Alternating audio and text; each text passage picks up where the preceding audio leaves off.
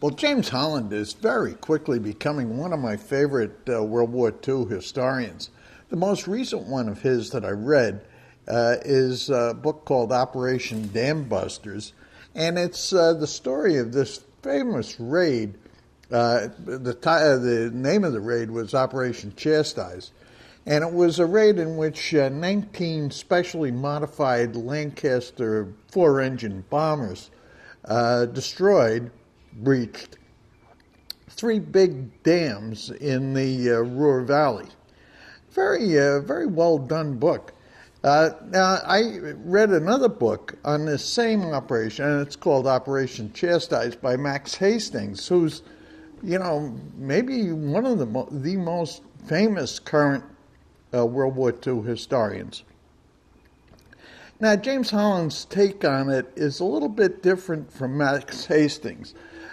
He goes into what I would say is substantially more detail. And the whole thing is very, very interesting. The two principal characters in this are an airplane designer named Barnes Wallace. And he's the guy who came up with the design for the special bomb that they were going to use, and the general idea for the raid. Now, the other guy was a guy named Guy Gibson, who was an RAF pilot who had already completed 173 missions in World War II by 1943, and he's the guy who put together the special squadron of 19 bombers to go after this. Very interesting story. Now, I'd say James Holland does a lot more detail on the kind of bureaucratic ins and outs that went into getting approval to go forward with the testing of this bomb and the training of this squadron. And the thing that's fascinating about it is that taking out a dam was really tough because the Germans protected those dams with anti-torpedo nets, so you couldn't drop a torpedo in. And also, what they had to do was to figure out a way to jump over these anti-torpedo nets and still hit the dam, and actually hit the dam very close to its foundations to actually accomplish the breach. So what Barnes Wallace did, he starting out by catapulting marbles across a pond in his backyard, figured out that what you could do is actually bounce a bomb across the top of the water, hit the dam. And then he figured out that if you put sufficient backspin on this bouncing bomb, that it had hit at exactly the right angle, and once it hit the dam, it would the backspin would cause it to roll down the front of the dam, and then when it reached the proper pressure, water pressure, it'd blow up. Very clever idea.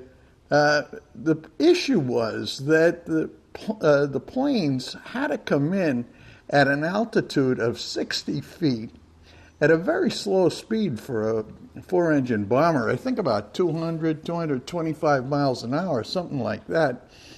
And this guy Gibson put together these the flight crews for this, and they spent the entire month of April 1943 practicing making this kind of an approach at such a low altitude.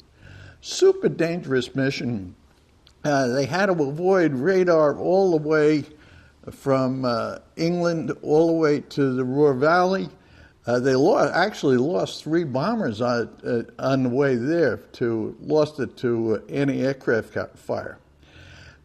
And, it's just remarkable. Now, there's a certain amount of... and the raid was successful. They took out these three dams. Now, there was a certain amount of controversy about whether, in the end, whether it added up to anything. Now, James Holland, in terms of this controversy, James Holland is on the side of the people who think that, yeah, it did have a substantial impact on coal production and manufacturing in the Ruhr Valley. And I don't have a view one way or the other. In fact, I've got no basis for having a view on it.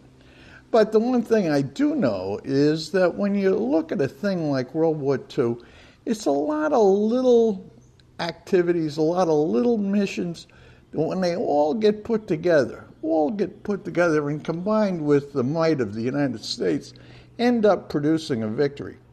Now, James Holland's books are very detailed, very well written for a layman like me, very enjoyable to pick up and read and absorb this kind of stuff.